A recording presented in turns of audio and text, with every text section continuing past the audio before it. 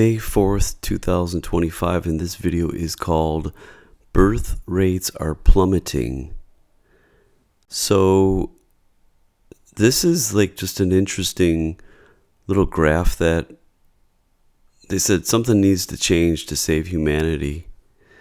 And it'll never change because I think this is we could speculate. I can speculate. So this is my little hypothesis. I believe that it's the nuclear power plants, nuclear weapons testing, nuclear contamination, nuclear meltdowns around the globe that are doing this. Because let me look at some of these figures in these little squiggly lines that's data from the 1960s going on to 2025. So first of all, what it looks like is, I can't see before the 60, but you could kind of see that everything was going up, it seemed, right? But for some reason in this area right here, which would have been the 1960s, it started all plummeting down, right? You could obviously see that it's not going up anymore. It's plummeting down the birth rates across many countries. And what was happening in the 60s? You guessed it. It was the highest peak years of nuclear bomb testing were the 1950s and the early 1960s, with the highest number of atmospheric testing between 54 and 62. So think about they were atmospheric testing, which is our atmosphere, the clouds and all that. What goes up must come down. So isn't this a pretty good coincidence that in the 1950s and the 1960s, right here, boom, 50s and 60s, right here is when we started the highest number of nuclear bomb testing. And look at what happens after, it looks like about, if this is 65, I'm going to say like in about 62, everything started crashing down, birth rates. And then if you look, definitely they're all going down up until this little area here. They start going up again. Now, is it possible you're looking at, that is 2000, this is like about 1995, where they actually literally all of them started going back up again. So is it possible that it took about 50 years for all this stuff to wash out, and somehow we made it through, the DNA made it through, and birth rates start going up again? Isn't that bizarre? It's obvious they're all going up. This one was starting in probably 95. This was probably about 97, 98. But in this general area, you could see everything, birth rates are going up again. But then look what happens. They all start going down again. So you got to ask yourself, in this range right here, what happened? And if you look right here, it's basically about 2011. So what happens in 2011? We have Fukushima. So obviously you could see they're going down, they go up, and they go down again. And it looks like they're crashing harder than, because look at, there's less people than there were in, it looks like it to me, in these countries. Or actually the replacement levels are lower. So that's very strange, I think, which, like I said, that's the pink elephant in the room that people don't want to talk about. You know, everybody, they got us fooled into thinking this nuclear energy and nuclear power, nuclear bombs, nuclear, everything nuclear is like the wave of the future. It's kind of like back in when I went to Disneyland in Florida. Years ago, I went to Epcot, and they were showing, this is probably got to be in like the 1970s I went. And 70s or in the 80s. And what amazed me, which I didn't buy it back then, is they showed what the future of food was going to be. And they had these little pills that in the future, all we'd have to eat are these little pills, and it would be our food. And obviously, you could see that it was a theory, but it didn't come to fruition, because how can you substitute the bounty of an omnivore between fruits and vegetables and meats? You're going to replace that with a little pill. I didn't buy it. But, and look at this, there was over 1,500 tests globally between the 40s and the 1900s. The most intense activity was in 61 and 62, when the U.S. and Soviet Union conducted large-scale tests. Look at a 50 megaton bomb in 1961. And then look at, they end up have a partial test ban in 63.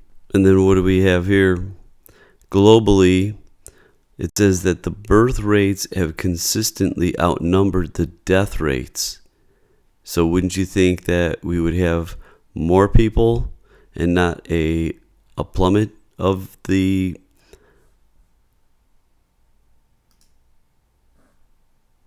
birth rates plummeting, right? You would think.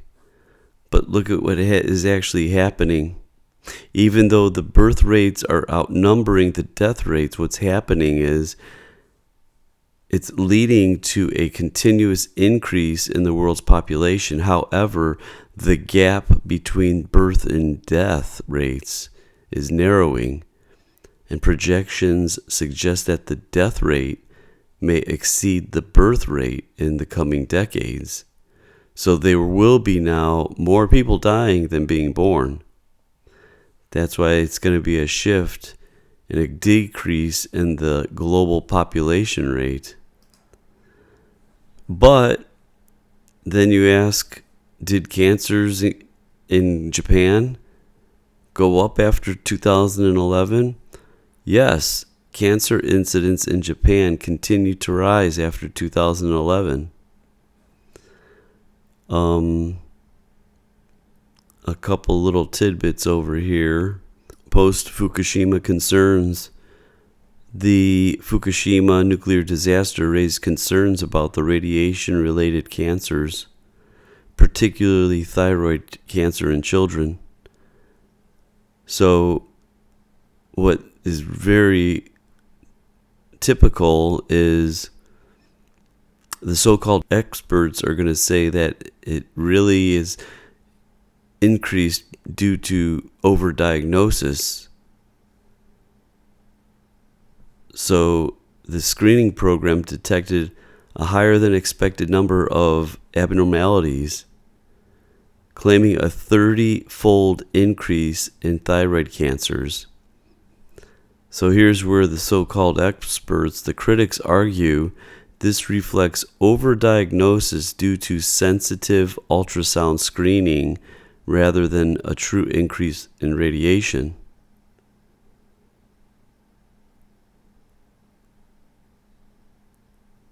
There were all cancer mortality was decreasing since the 1990s. This trend continued post-2011. However, this controversial study in 2024 suggested excess cancer mortality in 21 and 22 for specific cancers, leukemia, ovarian, prostate.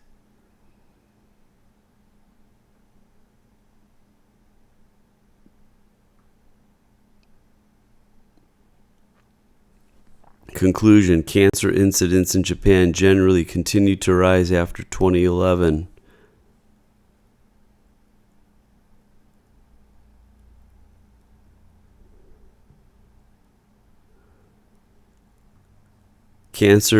Thyroid cancer was relatively rare in Japan before 2011. Rare before 2011. And then they're showing thyroid cancer 7 to 10 per 100,000 for females, 1 to 2 per 100,000 males. The Fukushima Health Management Survey,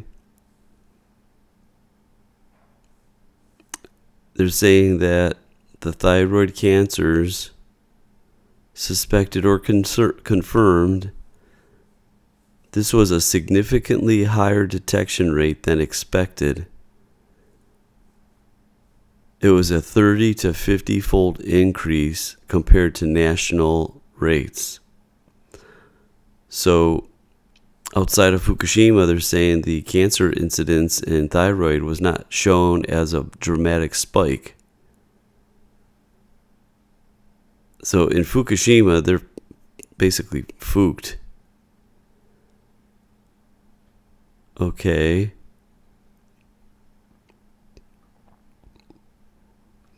This is interesting. Protective measures such as evacuation and restrictions on contaminated food. I suggest you go up and look up what Obama, Hillary, and Biden did on not restricting contaminated food coming into the United States.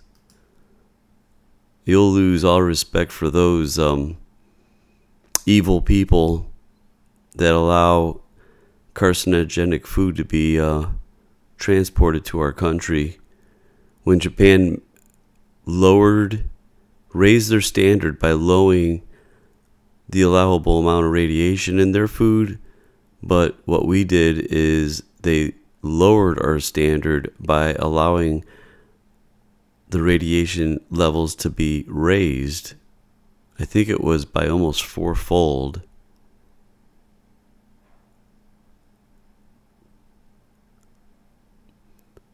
Now, this is very interesting.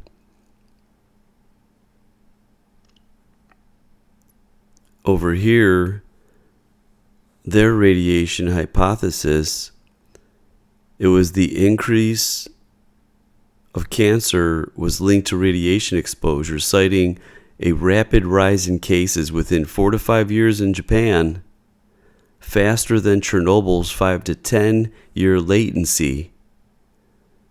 So this is what's bizarre, where they're saying Chernobyl was worse than Fukushima.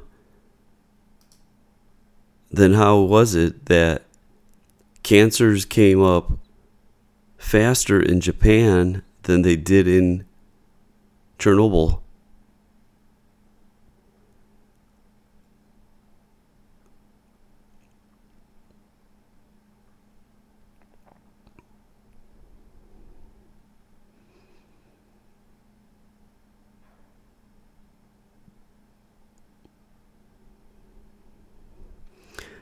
Public fear of radiation has fueled distrust, with some groups claiming government cover-ups.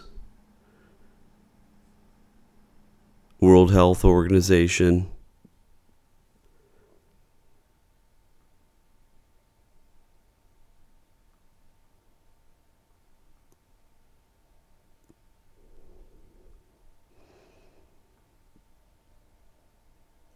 So their conclusion is thyroid cancer incidence in Japan, particularly in Fukushima, appeared to rise sharply post 2011 due to intensive ultrasonic screenings. So they're trying to say it wasn't really Fukushima, the nuclear meltdowns. They just had, more intensive screening to find it? So that's why they're twisting the truth. The United States ceased nuclear weapons testing in 1992.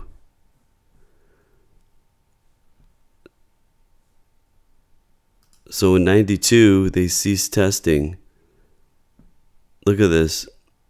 This is like right when it starts rising again, around 1995. Could be just a coincidence. Or maybe not. Do radiation experiments on animals cause diseases or cancers? Because there are some fools out there that believe that no one has ever died from Chernobyl or Fukushima. But look at this. When they actually did experiments on animals, it caused disease, including cancer, because it damages DNA, potentially leading to mutations that trigger cancer or other conditions such as immune system disorders or organ damage. Studies on animals like mice and rats often intentionally use high doses to investigate these effects, confirming a link between radiation and increased cancer risk. Low doses may not always cause immediate disease, but they can elevate long-term risks.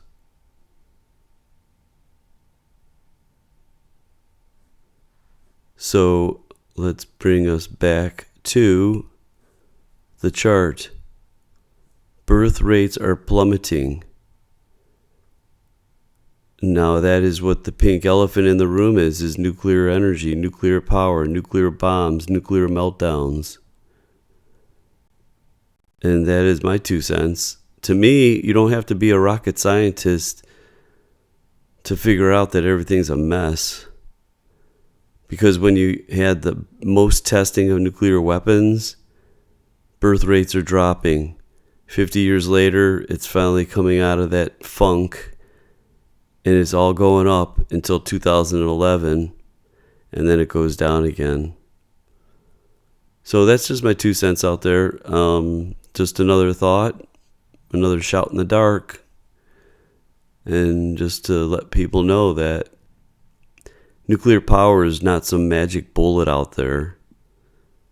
It's just the opposite. They're just creating the machines that just they're disease manufacturing boxes.